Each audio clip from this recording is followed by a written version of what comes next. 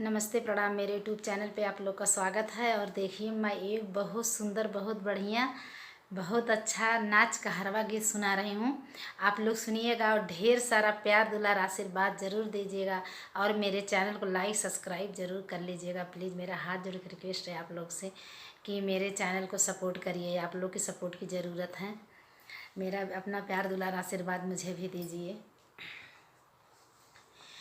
सच सच बोला ननद के भैया, रतिया कहाँ बितवला ना। सच सच बोला ननद के भैया, रतिया कहाँ बितवला ना। रतिया कहाँ बितवला ना, हो रतिया कहाँ बितवला ना। त सच सच बोला ननद के भैया, रतिया कहाँ बितवला ना। सच सच बोला ननद के भैया, रतिया कहाँ बितवला ना।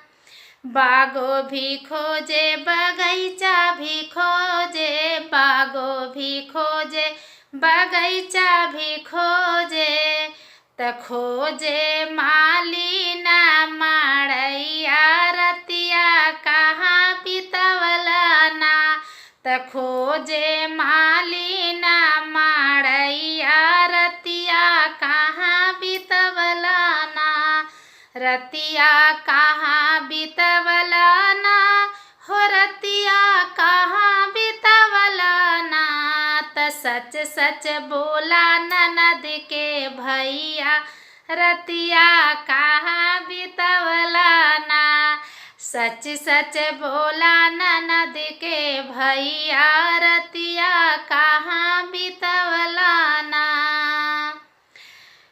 कुआना भी खोजली जगतिया भी खोजली, कुआना भी खोजली जगतिया भी खोजली।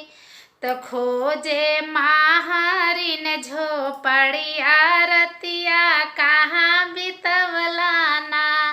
त खोजे माहरिन झोपड़िया, रतिया कहाँ बितवला ना। त सच सच बोला ननद के भैया, रतिया कहाँ बितवला ना। त सच सच बोला ननद के भैया, रतिया कहाँ बितवला ना। कहाँ बितवला ना, हो रतिया कहाँ बितवला ना। कहाँ बितवला ना, हो रतिया कहाँ बितवला ना। त सच सच बोला ननद के भैया, रतिया कहाँ बितवला ना। त सच सच बोला ननद के भैया, रतिया कहाँ बितवला ना।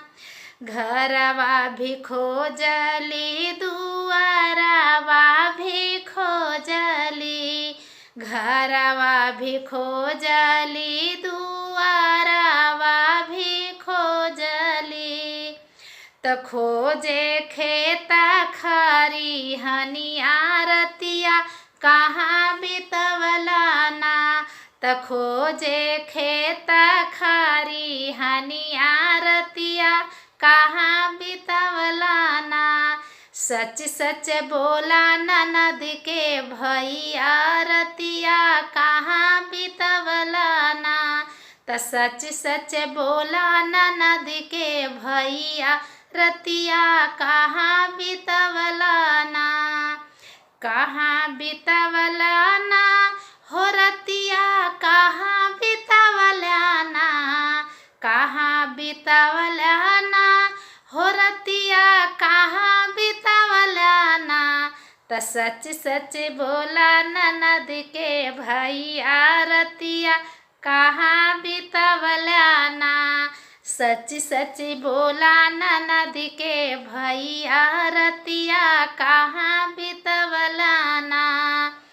कामना सौतीनिया संघा घरमा से गईला, हमारा से कहा सैया दिलवा के बतिया, कामने सौतिनिया संगा घरवा से गईला।